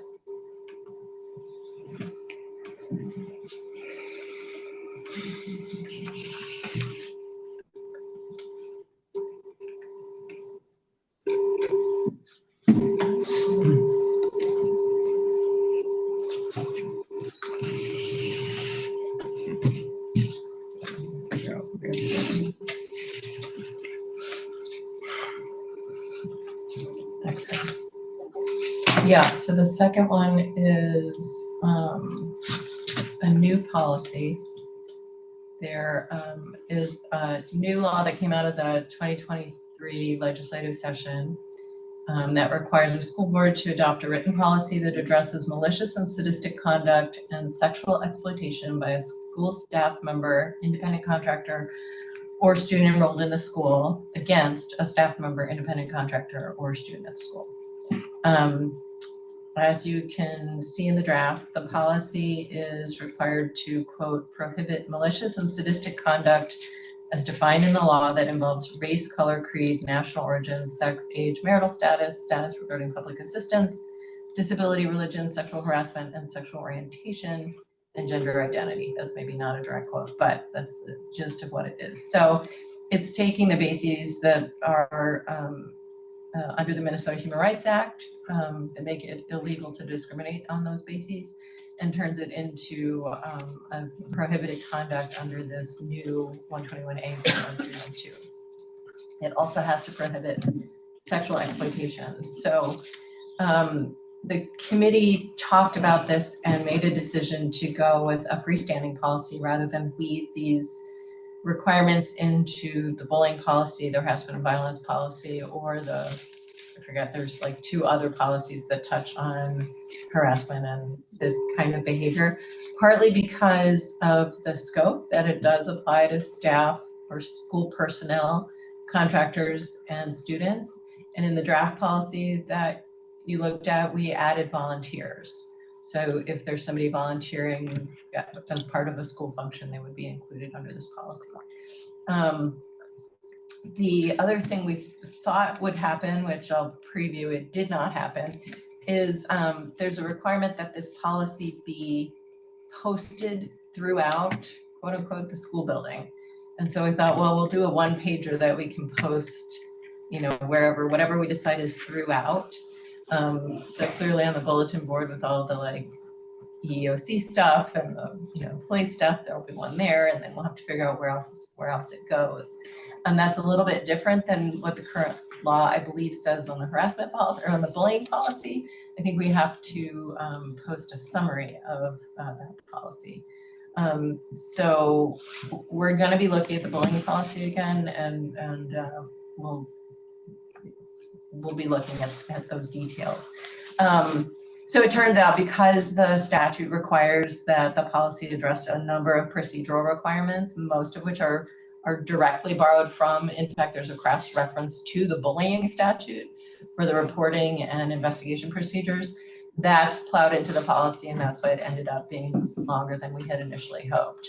But I did work with Karen quite a lot, and we decided to go forward with a freestanding policy, at least for now. And then as we evaluate the other policies going forward, I think we're going to see some changes in how they're set up, to address also some other issues that I'll get to after this motion. But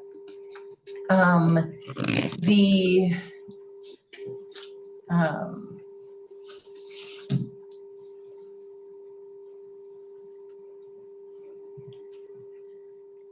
other thing is that this is a first reading of this policy, and we're also asking or proposing that the board adopt it, either under the ability to do so based on a legislative change, like we did a few meetings ago, with I don't remember which policy, or we can use the emergency basis. This is a policy that has to be reviewed annually anyway.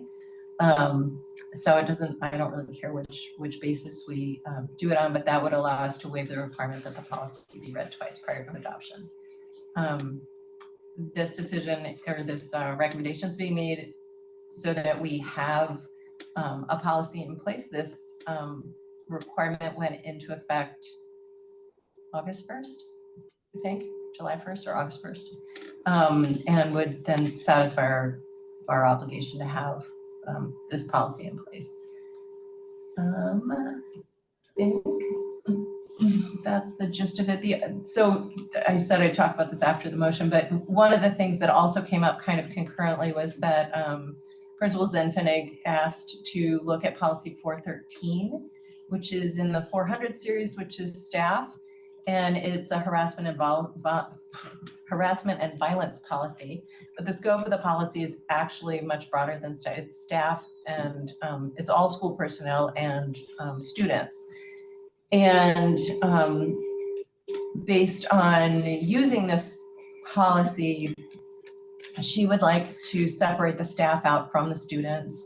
And so we've got this one teed up for our next meeting to discuss doing that and pulling the stuff we need to pull into either the bullying policy or a separate policy that applies to students, and have the reporting go through the academic personnel on that side, whereas the staff for reports of violence and harassment, they report to the executive director and the HR department. And there are a lot of workplace protections and procedures that have to be in place that don't apply to students.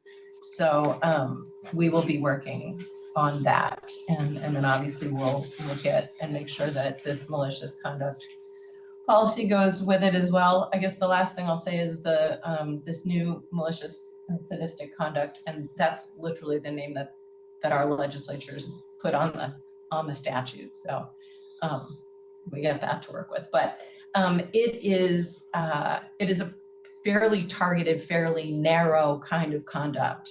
And was pointed out to me, like, it only takes one instance and then it's reportable. Whereas with things like bullying and harassment, you typically have to show a whole bunch of things, including that you know, it doesn't necessarily, depending on the severity, need to be just one occurrence of something.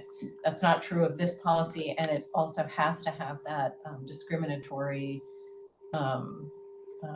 component to it. So it's going to be really hard to implement. It's going to be really tricky to figure out this stuff.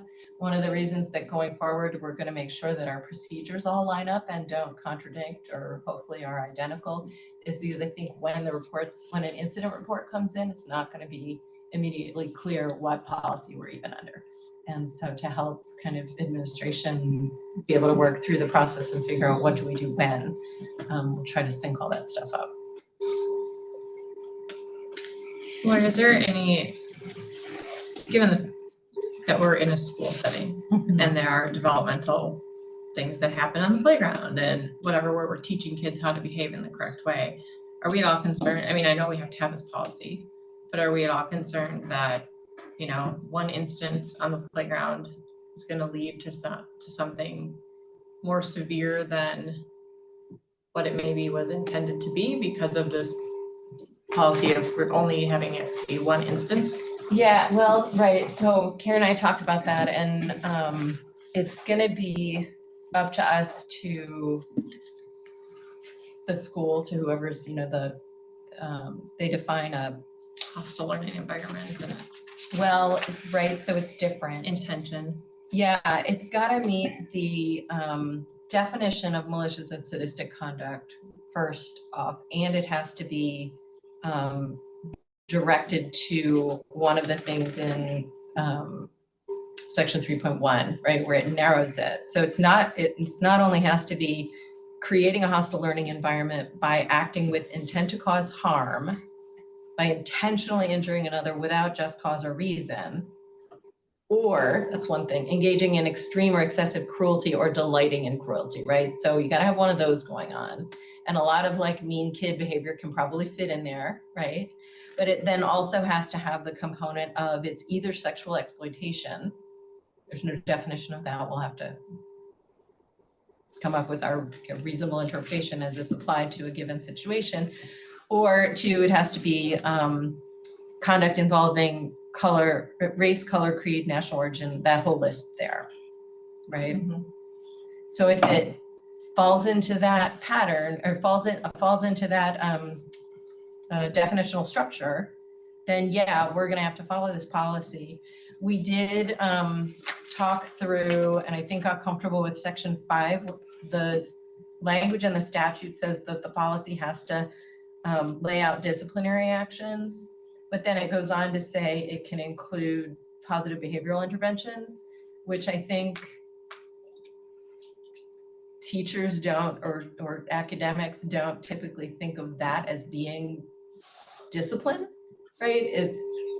It's another way of dealing with it that's not discipline, but that's clearly not what the legislature meant. That's not what when they wrote the statute, they didn't intend to limit it to, you know, removal and suspension and expulsion and that kind of stuff. So this then requires that there will be procedures for determining what the appropriate quote unquote discipline is. And we added including remedial responses. So it's going to play into that bigger, broader, how do you, you know, what's the appropriate response in a given situation? Mm-hmm. It'd be great if Elizabeth were still here to talk about that, or Catherine, or Karen, or somebody that's not me. But that was my sort of basic understanding of the way this would work. Karen said that she believes that, or was told maybe, that this was put into place so that MDE can reference it in other places as a basis on which it can withhold funding from schools if you fail to comply with your policy. So that seems to be the bigger piece of the puzzle and why this is out there, because this, in my mind, overlaps a lot of conduct that's already obviously prohibited. And it just is a little bit more targeted and has a stricter procedure. But most of the procedure in here is exactly what's in the bullying policy. Or in the bullying statute, sorry. Except for the pattern of behavior. Like, I mean, there's a pattern here, but yeah. You know. Yeah. Thanks.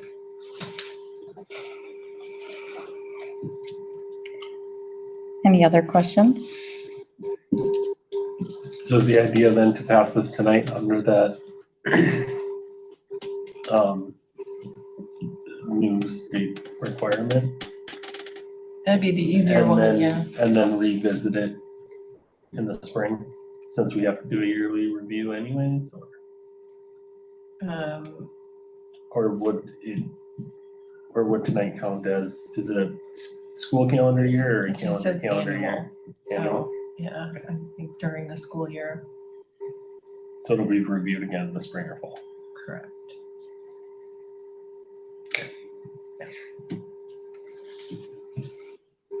We'll probably default, unless we, in discussing all the other policies, there's definitely the possibility that we'll come up with, you know, it actually makes more sense to weave this into the staff policy on harassment and violence and weave it into the bullying policy for students. And if administration decides that that is a more streamlined way to do it, we can think about doing that and then we will retire this, but we don't have a clear plan on what's easiest. We want to make sure that this stays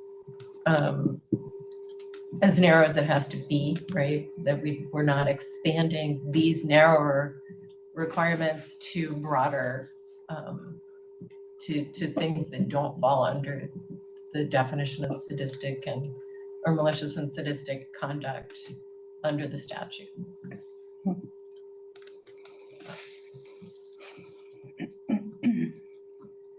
Well, thank you for all your work on this.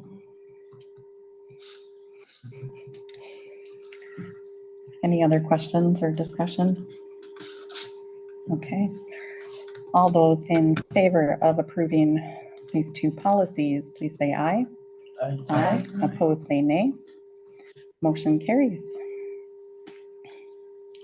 And then I'll just say, I've been, this is apart from what I want to say, I've been doing a sort of auditing process of the policies to figure out, like, do we have all the current ones where they're supposed to be, and how can we get on a cycle of reviewing them?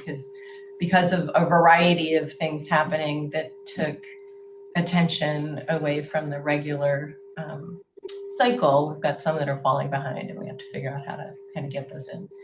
And the legislature made a tremendous number of changes to school law in the 2023 session. So a lot of our policies are out of date. Even the ones that were reviewed a year ago have now changes that we need to get into them because of changes in the legislature. So anyway, I've been going back. I actually have been going back. I pulled all the minutes and back until 2017, and I was figuring out what was approved when. I have a big spreadsheet now. And I think we can do, or I can do a more helpful version based on looking at some of that stuff and discussion they had during some of the board meetings about first readings and subsequent readings. And so, as you guys all know, a policy generally needs to have 2 readings before the board is supposed to approve one. The way that we have done it to date, and hopefully everyone knows this, is that the agenda points to the minutes of the governance committee, which has links to the policies that were given first readings by the committee. And then that is serving as, you know, your opportunity to read it a first time. And so I don't know if it would be helpful to actually have those listed in the agenda itself, or if the 2-step process is working for everybody. But in any case, I will just give a really quick overview of the 5 policies that we have in flight. So they're on your radar screen. We're meeting on the 11th, and we will talk about these policies and then I think a couple of new ones. But because we don't have a December meeting, we'll then meet again in January before the January board meeting. So hopefully there will be a whole bunch of policies that could potentially be approved, but we will have only had, for some of them, 1 board meeting reading. So depending on how that goes, you may be hearing from me on some sort of maybe short special meeting to go through some first readings. So the ones on the that were have first readings tonight are policy 616, school system accountability. This one we also was looked at back in January and February of 2023 and then fell by the wayside. It has some new reporting obligations due to, again, changes in the law. And we had to remove the reference to 3rd grade literacy standards because it got changed with is it called the READ Act, or the thing that changed the reading literacy standards. So that's on. So just a few changes, nothing major in that one. Policy 706, acceptance and administration of gifts. The only edit to that policy is to correct, I think, what was an unintentional duplication about when we receive gifts of real estate.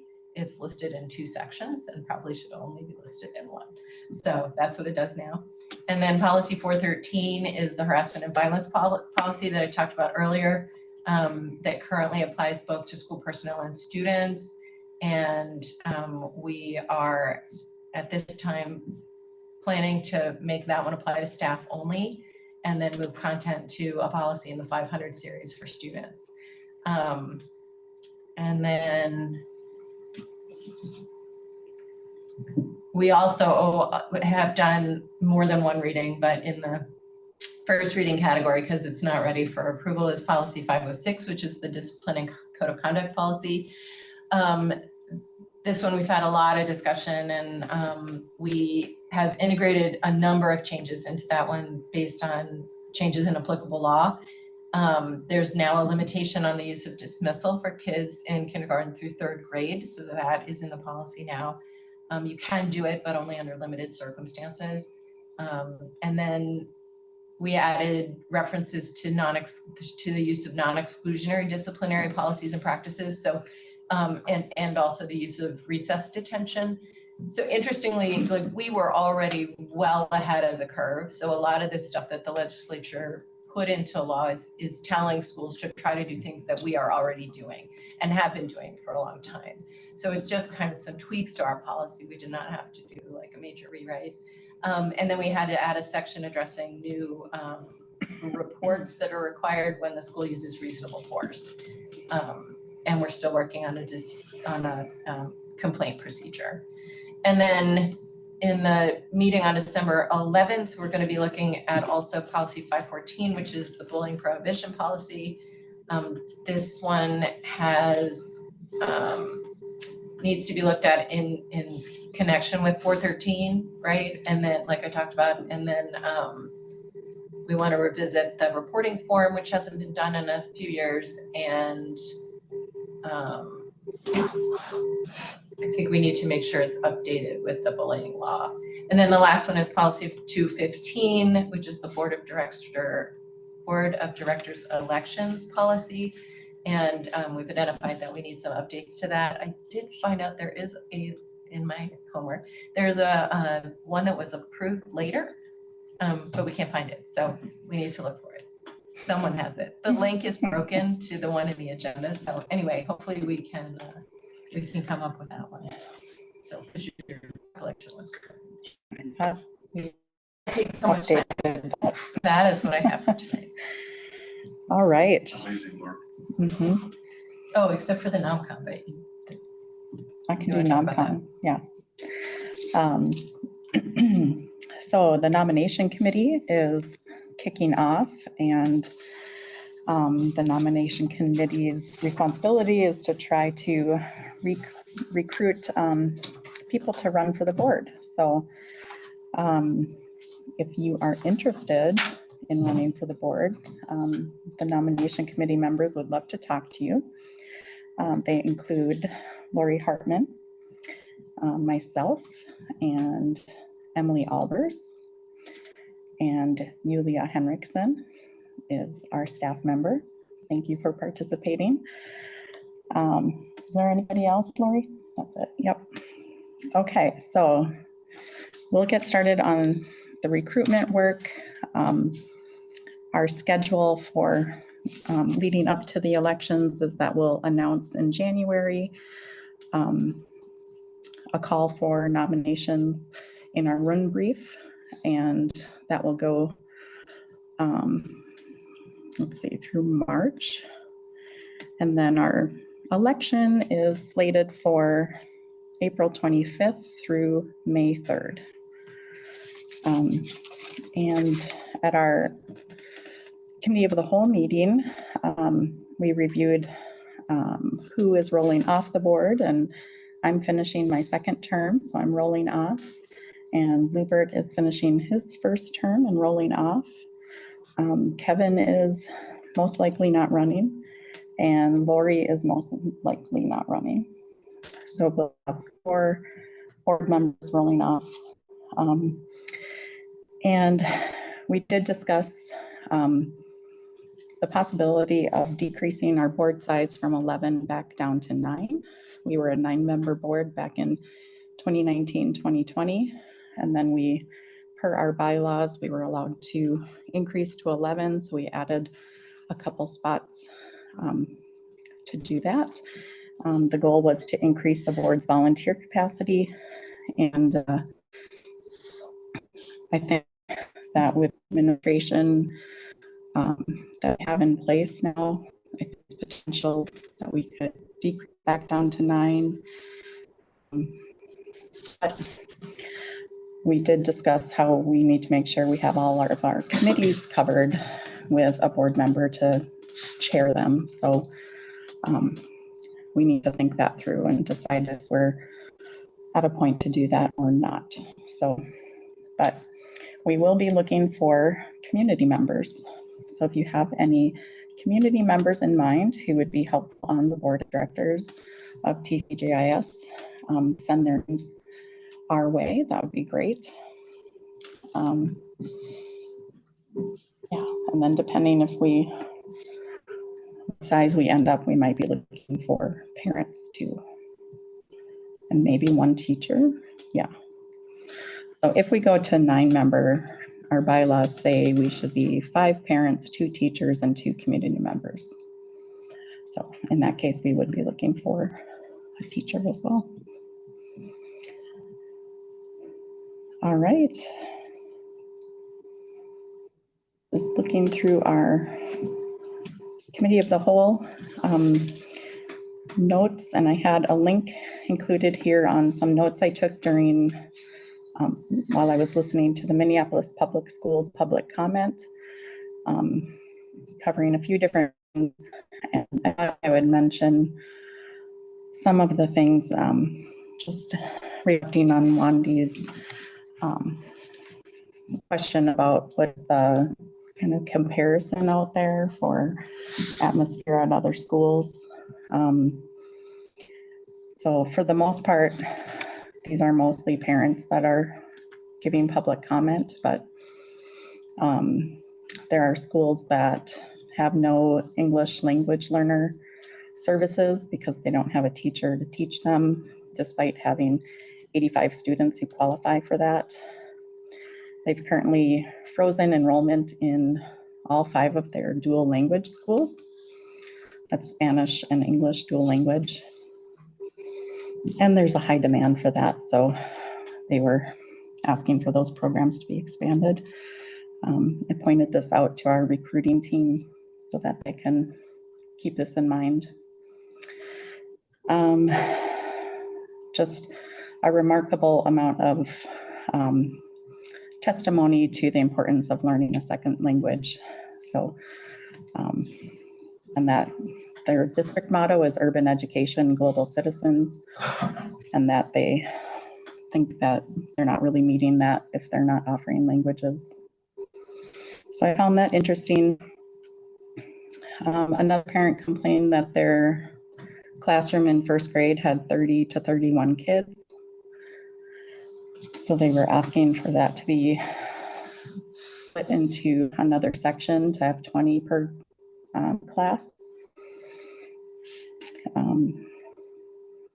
Let's see, parents asking for recess for 6th through 8th grade students, and that's something TCGIS is offering already. And then the union negotiation meetings are open and recorded, so you can listen to their discussions there. And the teachers union shared some statistics regarding % of licensed staff who returned to Minneapolis Public Schools. And they said that only 75% of licensed staff returned this year. And they compared to St. Paul Public Schools at 2 licensed staff returned. And they said that the regional average for retention of licensed staff is 83%. And the number we have that we recently reviewed for retention at TCGIS was that for our middle school students, we have 93% retention, and for our elementary school teachers, middle school teachers, 93% retention, and elementary school teachers is 85%. So that was encouraging to see. And then the teacher union priorities that they've listed are competitive salary, sustainable workload, academic supports, and recruitment and retention of educators. And again, that's the Minneapolis Public School negotiations. We have met as a negotiations team, we've met with the teachers union, teacher/EA union, I think twice now. Yeah. And so we have a first proposal from the union that we're reviewing, and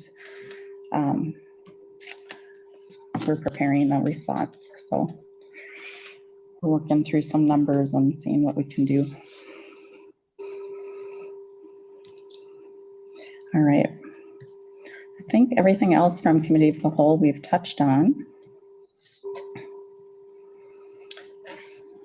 Is there any new business to bring before the board?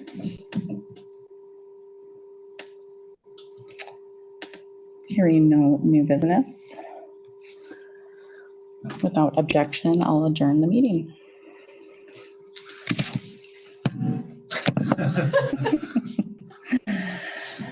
Good night, everybody. Thank you for attending. Yeah. I see you. Bye, Yulia.